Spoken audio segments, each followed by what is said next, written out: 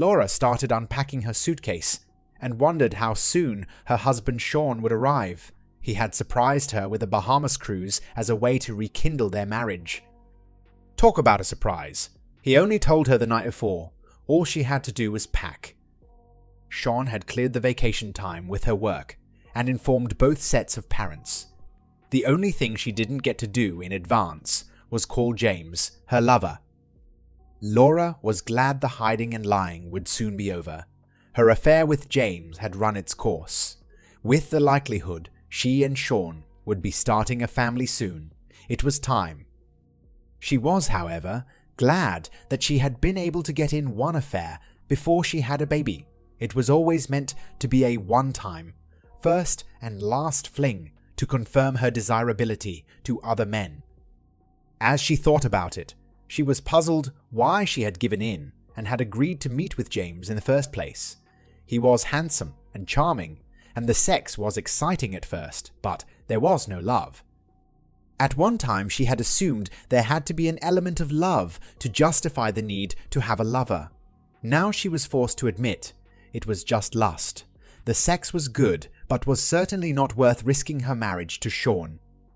Thank goodness they had been careful. Neither Shawn nor James's wife, Donna, had found out. Best to end it now and not to tempt fate anymore. Laura was hoping Shawn was truthful when he said he was ready to commit to having children after the cruise. Having children was one of, if not the main, reason for getting married when she did. She was so looking forward to becoming a mother. In her mind, she had redecorated the spare room twice over, once for a boy and once for a girl. The best part of her life was about to begin. She was so happy. The sound of a key entering the door actually caused a flutter in Laura's heart. She planned to greet Shawn with the biggest hug and most passionate kiss she could muster. As the door opened, she gasped, "No! James! You can't come in! Shawn will be here any moment! Go away!"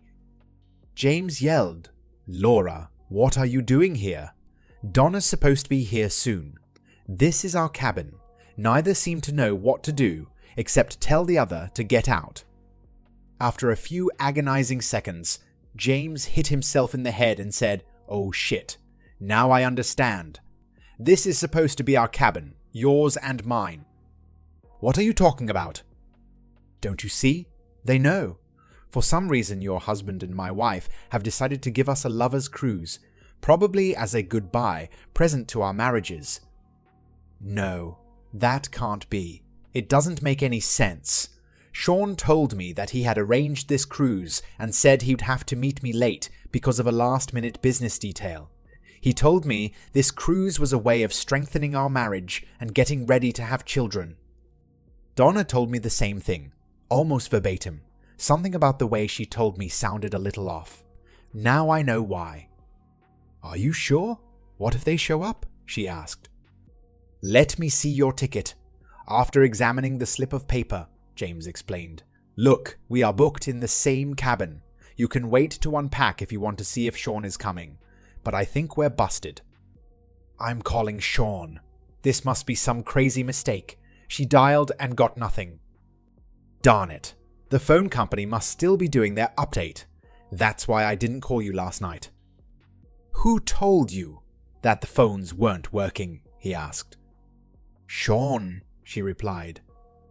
"Guess what Donna told me last night when I told her I needed to call someone?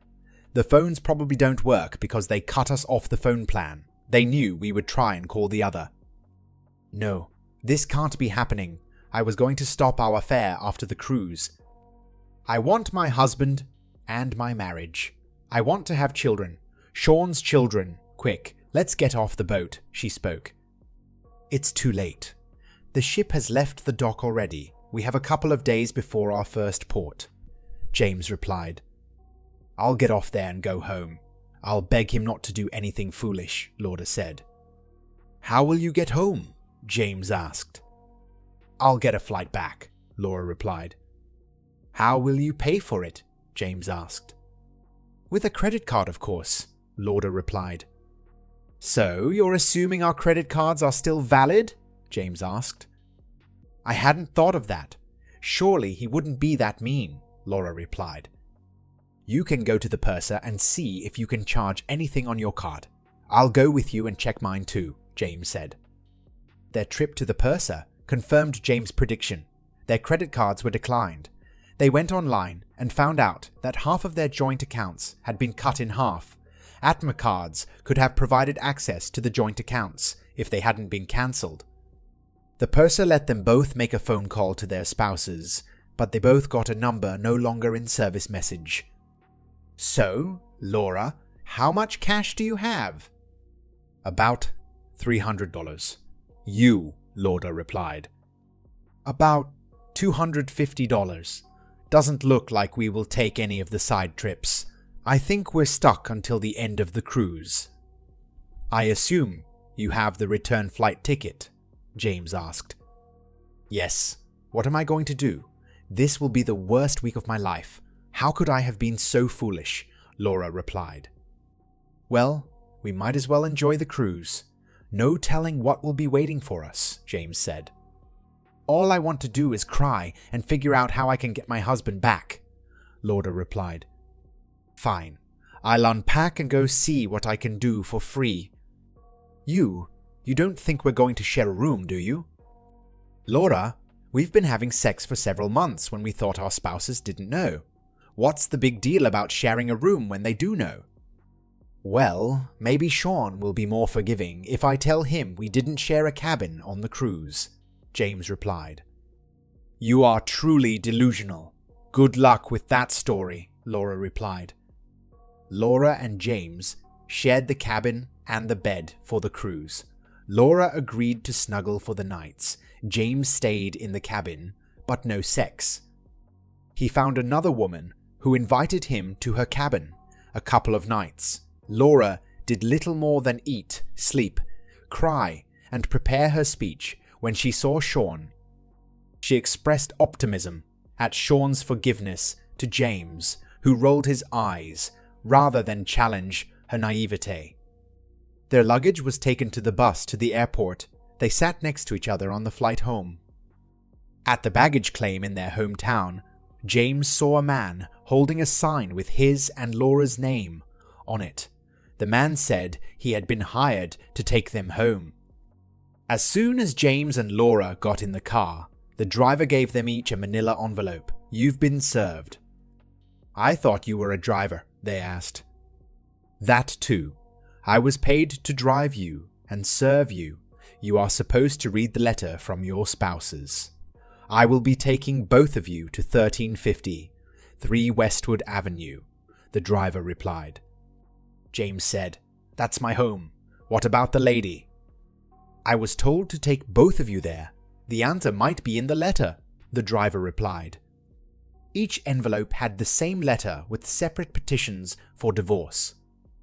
Laura and James, we hope you two enjoyed the cruise. If you think treating you two to a cruise was some sign of affection, put that thought to rest. I, Shawn, had bought the cruise tickets before I found out about your cheating. After Donna and I got together to confirm our mutual cuckolding, we came up with the idea of sending you two on the cruise. We needed the uninterrupted time to get our affairs, pun intended, in order. We are sharing a divorce lawyer, which would probably be a good idea for you two. At least it would be cheaper. Your receipt of the envelope is the start of a 90-day separation. That will allow all of us to get used to not being married to our current spouses. Rather than have as many as 4 residences, we decided that Donna would move in with me. Laura can move in with James. In case you're wondering, Donna and I have not developed a romantic relationship, not even a revenge fuck. It's not because Donna and I do not think each other is attractive. It's because we don't believe that we should have sex with someone else until we're divorced. What a strange concept. Not fucking someone other than your spouse. Seems I heard that somewhere before. Oh yeah, our marriage vows. Or were they just marriage vows? Or were they just marriage suggestions to you two? The next 90 days of separation is what we propose be used to negotiate the division of assets. Donna has taken all that she wants from her house, most of which went into storage. Laura, all your stuff has been put in boxes and is at James' house. Oh, before I forget, there is something that we didn't leave for either of you. All the wedding pictures and albums have been disposed of. If you want them, you might try to look for them at the city dump. Hey, you trashed our marriages. It seems a fair trade for us to trash our wedding pictures. Obviously, getting married did not mean the same to you as it did to us. Please spare us the excuses from the cheater's handbook. There is no excuse for what you two did, and you did it over and over again. Forget counseling, at least marriage counseling, unless you two think it would help your future marriage to each other. But then there's that thing about whether a cheater who marries a cheater can ever trust their spouse. We know we couldn't, which negates the reason for us to receive marriage counseling. We do need to talk about distribution of assets. We have not asked for anything unusual in the petition. Basically, a 50-50 split for me and Laura. Donna has a prenup that keeps James from getting much. The way I see it is that half is not fair, but I can't expect any better should we go to court. What is fair about Laura getting half when she has committed the crime, and I have not? There should be more serious consequence for you two, otherwise you might not feel punished. If you are not punished, you might believe you can get away with it again, whether you two get married or wind up marrying other people. What punishment to give you two has been the source of discussion for many hours between Donna and me. By the way, James, that 20-year-old scotch you've been saving is wonderful. Sorry, but the bottle is now empty. Donna was really creative in her suggestions, however, most were illegal. This is what we have settled on. Copies of the pictures, videos and recordings we have of you two in the throes of sexual bliss will be distributed to everyone within our families, schools, churches, neighborhoods, and anyone else we can think of.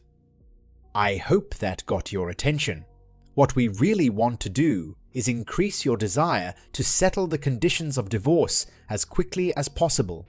Some might consider our proposal as a threat or blackmail.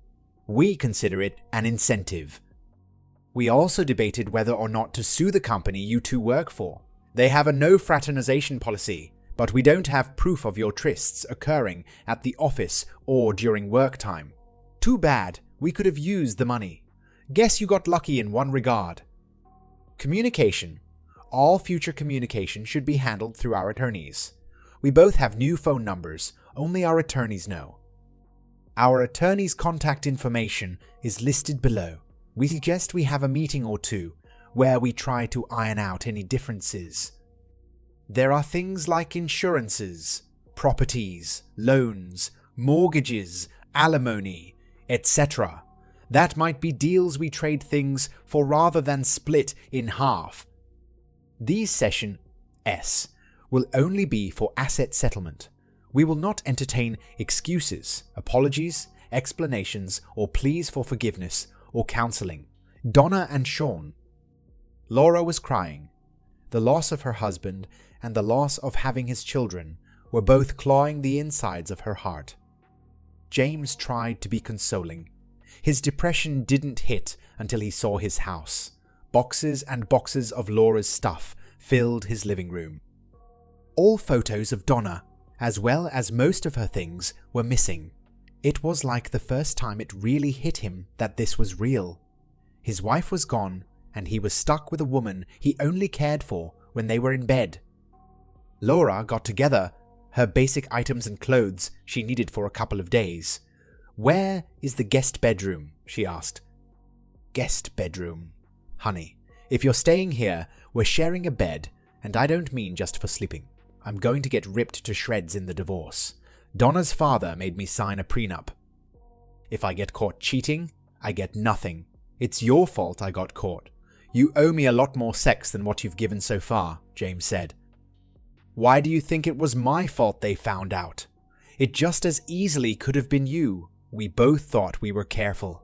"I don't know how they found out, do you?" she replied. "I just know I was extra careful. That doesn't change anything. You're either in my bed or out my door," James said. "I choose the door." She gathered some of her stuff together and put it in her car. "What do you want to do about my other stuff?" Laura asked. "I will give you 72 hours, not a minute more." "That should be fine," Laura paused, then added, "I'm sorry for my part in causing harm to both our marriages. I wish you luck with your divorce." After checking into the motel and getting a restless night's sleep, Laura prepared for work. She was looking forward to the daily grind, taking her mind off her situation. The work distraction didn't last long. While bringing her morning coffee to her office, Laura was greeted by her best friend at work, Debbie. Debbie had been made aware of the cruise when Shawn had arranged Laura's time off. He had told her that Shawn and Laura would be reconnecting in preparation for having children. "Laura, since you have almost no new tan, I assume that you and Shawn were busy in the cabin making babies," Debbie said. Instead of the big smile that Debbie expected, Laura's face wrinkled up and she started crying. Laura ran into her office with Debbie right behind her. The story of the cruise, the letter, and the divorce petition was given to her friend. Then there were two women crying, Shawn and Donna. "Well, Donna, I guess they're back by now. How do you feel about what we've done?" "Horrible and satisfied. I hate to have put an end to my marriage, but I like that we've not let them get away with it. It seems that our marriages meant nothing to them. I feel I've been fooled for my whole married life," Donna replied. "Well, not that long, probably. As far as we know, they have only been together a few months," Shawn said. "Shawn, do you think their being willing to cheat only started a few months ago? I figure their undying love for us started dying a few months after the honeymoon. If not, what happened that suddenly caused them to need to cheat?" Donna said. "I see your point. I still have trouble understanding why she did it at all. I had no clue she was anyone other than a devoted wife and a woman ready to have children with me. Thank God I caught her before we had children. It would be a real mess, divorcing when a child is involved. What do you think James is going to do about fighting the divorce or not?" Shawn replied. "If I invoke the prenup, he'll probably challenge it. Otherwise, he gets almost nothing. He only brought about $10,000 into the marriage," Donna replied. "Do you think the pictures of them going in and out of the motel room will be enough to prove adultery? On one hand, I really wish we had video of them actually having sex. On the other, I think sex videos of them would be burned in my brain," Shawn said. "Those pictures will probably not be sufficient proof, at least not by themselves. I'm going to need Laura to testify for it to be a slam dunk. That's why I'm considering not using the prenup and just going for a 50-by-50 split. There's not much chance his lover will throw him under the bus," Shawn said. "I don't know. It sounds strange to say, but Laura has a pretty high moral standard other than cheating on her husband. She might cheat on me, but she might tell the truth about the affair." "Can you talk to her for me?" "Maybe. Let's just play things by ear, for now. You go ahead with your divorce, and I'll go ahead with mine. There's no rush as far as I'm concerned. Speaking of that, how long do you think you can tolerate me living here before you kick my skinny ass out?" "As far as I'm concerned, you can stay as long as you want. I've been surprised about how comfortable it's been living with you and how quickly we've established a routine. I've enjoyed our talks and mutual consoling." Shawn paused and smiled. "And after careful examination, your ass is not skinny. Thank God you've noticed. Now I don't have to slip a testosterone supplement into your meals. I have been trying my best to get some rise out of you. I need assurance every now and then that I'm still a desirable woman." "I've noticed, but please don't stop trying." It was over a month before a negotiation meeting was scheduled for Shawn and Laura. Since James had not seen any pictures, he challenged the proof of adultery claim. Each lawyer for Shawn and Laura came with a list of items for negotiation. Laura's lawyer was allowed to go first. My client requests all checking and savings be split equally between her and her husband. She proposes to keep her car and the loan be transferred to her. His name is to be removed from the title. In return, she proposes to remove her name from his car's title, and he take over the loan. Both parties would procure their own car insurance. As far as the house is concerned, she proposes that it either be sold and the equity be split, or he can buy her out by paying her half the equity as projected by a certified property evaluator. She would be removed from the deed if he retains ownership. Shawn's attorney responded, "We have no problem with those conditions. Her husband chooses to sell the house. He will put it up for sale within 90 days. What else does she wish?" Laura's lawyer spoke up. "My client agrees to your terms only if your client will speak to her for up to 1 hour in private." Shawn spoke up no. "Then my client requests that 12 sessions of counseling be required. If your client declines to participate, we will petition for $3,000 a month alimony and loss of equity in the house. You know we can get both with the right judge." Shawn's lawyer advised him that local judges like counseling and letting the wife stay in the house. Although she probably wouldn't get $3,000 a month in alimony and the house, she probably would get a lot more than he was offering. The attorney further advised Shawn to take the 1-hour deal and be happy it was not worse. "My client will give his wife 1 hour provided she sign the agreement in advance of the meeting." Laura interceded. "Shawn, will you agree to actually talk with me and not just sit there?" Shawn fumed, but agreed. "He has never lied to me. I accept." When Shawn and Laura were alone, he told her, "It's 2:32. At 3:32, we're done." "I deserve that. You've promised to listen, and I am holding you to your promise." Shawn nodded and stared at her. "Shawn, I have sinned against you and God. I am not making any excuses to you. I made some to myself when I convinced myself it was okay. I lied to myself as well as you and God. I cheated. I broke my marriage vows. I betrayed the man I love most in the world. I deserve to be punished. I think you probably agree with what I've just said." Shawn again nodded. "The issue is punishment. Is divorce too much punishment? Is a second chance too much to ask? Please indulge me and imagine a scale of justice. On the divorce side, put the heavy weight of my adultery on that scale. It makes the negative side go way down. Is there anything else you want to put on the negative side? Were there other ways I was not a good wife to you? Other than my having a lover, did I ever show disrespect for you and our marriage? Did anyone ever come to you with negative words about my behavior or try to tell you that I had mouthed you behind your back? Did I ever turn you down for sex, even when I was having my affair? Did you ever doubt my love for you until you found out about James and me?" Shawn shook his head in the negative. "Shawn, is there anything you can mention about me that might go on the positive side of the scale? The side that could give me a second chance? Do you believe I was an evil slut bitch when you married me? No, you were as about as perfect a person as I had ever known. That's why your betrayal hurt so much. What did I do that changed you into a slut?" It was hard for him not to cry. "Shawn, sweetheart, it wasn't you. You were everything I needed. The problem was I convinced myself I wanted more and I deserved to have it." She paused. "What about our married life? Did I do anything right?" "Laura, you became my best friend as well as my wife.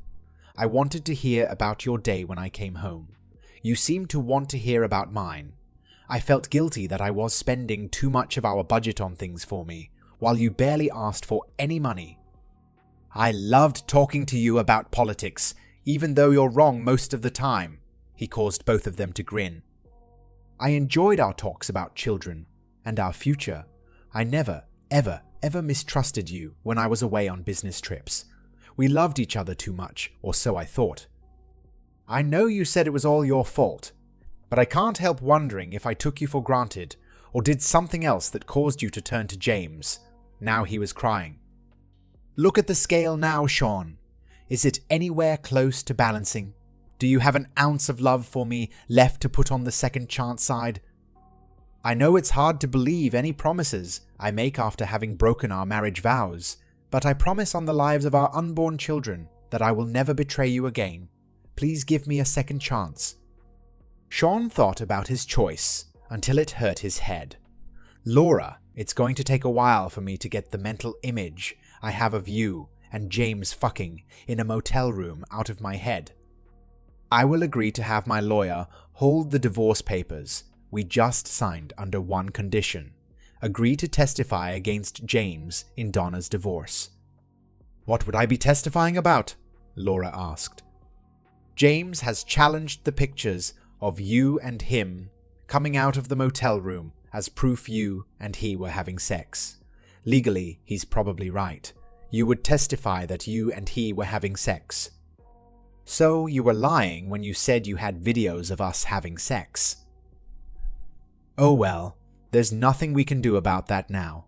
Shawn, I have no trouble telling the truth about the affair. Of course, we were having sex in the motel room. I am sorry that I have endangered 2 marriages, but I will not lie to save James any punishment. He is not worth lying for. He and I both deserve some punishment. I just wish it wasn't a divorce. Thank you. I will tell my attorney. Shawn, what does this mean about our living arrangement? Will you let me move back in the house? Donna is living there now. You will have to wait. I don't want to kick her out until she has a place, but I also promised to put our house for sale. If you put a hold on the divorce, you don't have to sell the house.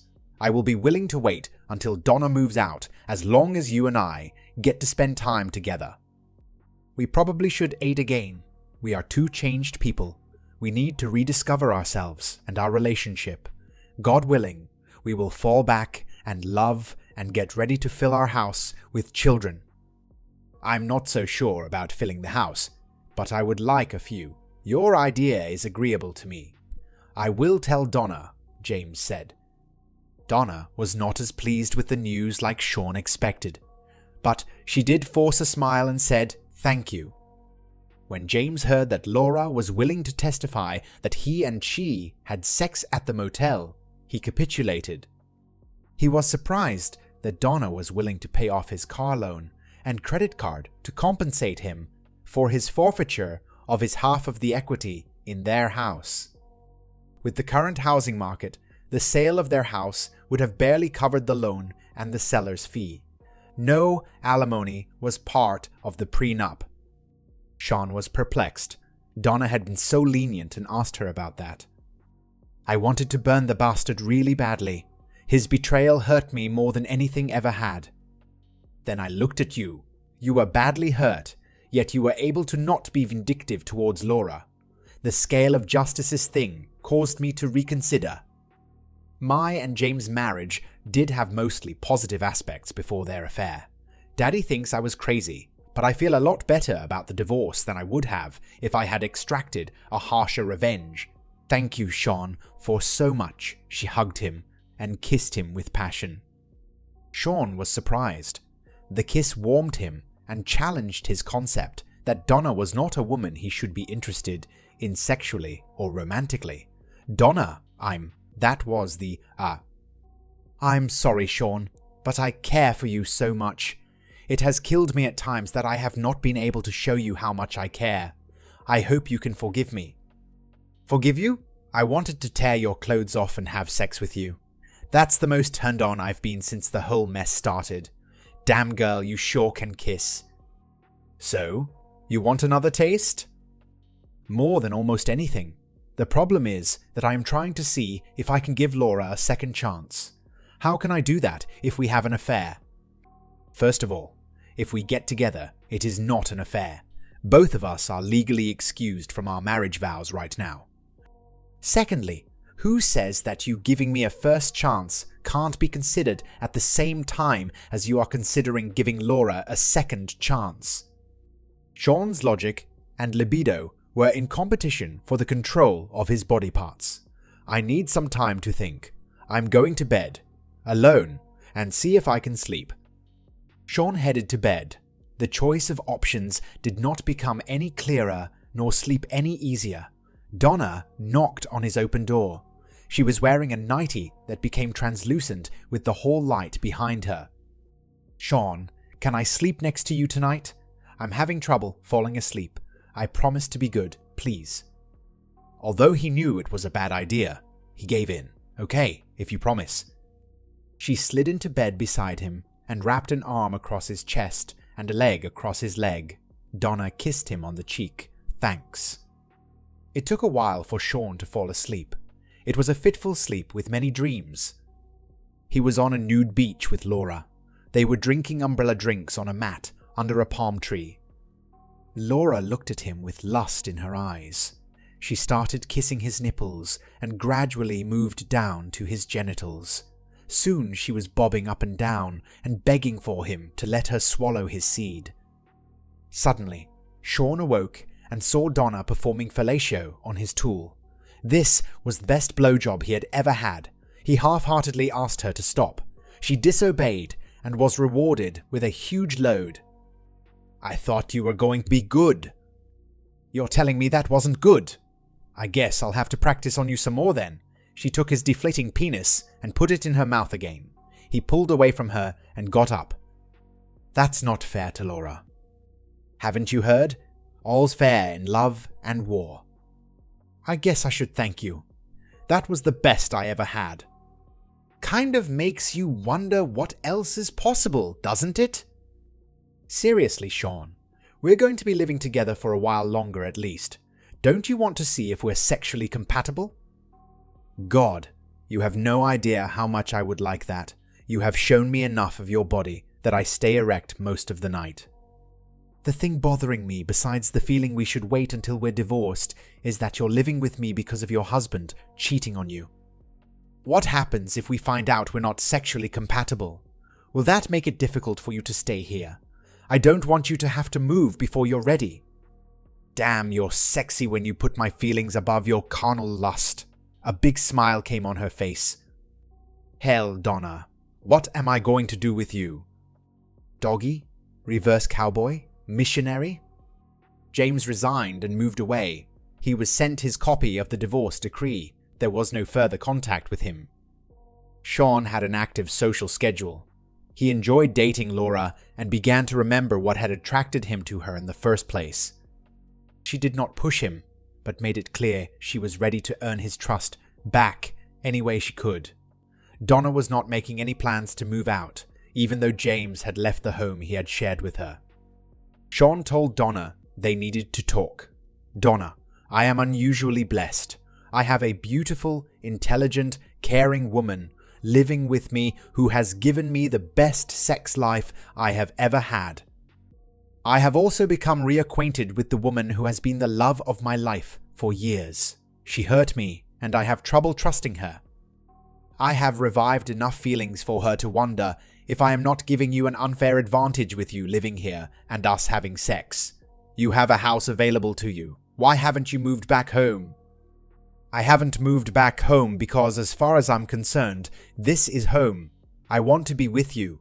Where you and I are together is home.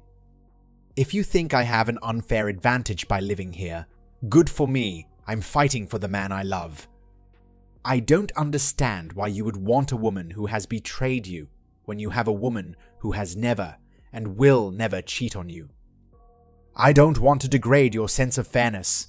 As much as I hate the idea, I will move out. I plan to beat out Laura for your affection, whatever our living situation. I trust your judgment. Although you haven't said so, you love me, Shawn. I know it. I will wait, but I am planning on us getting married and having children. Now, let's go to bed one more night, and I hope you didn't plan on getting any sleep. Months went by. Laura felt better about her chances, especially after finding out that Donna had moved out. She was disappointed that Shawn had never met her at their old home. They were hugging and kissing now, but no sex. She hoped he remembered their times in bed. Much of their time together was reliving good memories from their courtship and marriage. They never discussed her affair. There was a 2-week break before Shawn and Laura next met. Laura believed he was going to announce his decision. She felt she had reason for optimism. She sat down at the table in the conference room. Shawn was there, but so was Donna. Laura sat down, holding back tears. "Laura, I wanted both of you here, because I have been going back and forth between you, physically and in my mind. Both of you need to hear what I now want to say. Our current situation has not been fair to either of you. It hasn't felt it's been fair to me either. I have come to a decision. Laura, I have been able to forgive you. Our recent time together has reminded me of the reason I fell in love with you and how great it was to be married to you before your cheating. I have been greatly tempted to resume our marriage, with certain conditions, of course. The problem is that I can't forget. Whereas I might be willing to take the chance for you to remain my wife, I can't take the chance on the mother of my children being untrustworthy. As bad as this has been on us without children involved, I get physically sick at the thought of what it would have been like if we did have children. Actually, Laura, I made the decision a couple of months ago. Since then, I have been working on a new divorce settlement. Laura, because of the wonderful years you gave me most of our marriage, I want to give you the chance to support yourself so you can prepare to move on with your life. I have no doubt you will find a man willing to take a chance on you and be willing to give him children. I have sent your lawyer the new settlement terms, which you will find is much more favorable to you than before. I wish you the best, Laura. I really do. Shawn and Donna got up to leave. Laura spoke up, Shawn. Can't you? Her ability to speak left her as she saw the small bulge of Donna's stomach. She knew she had lost what she most wanted. That's the end of this story. If you found it engaging, please give it a thumbs up and don't forget to subscribe for more content like this. I've tried out a new style, so if you liked it, let me know in the comments. Your support and feedback mean the world to me. Thanks for watching.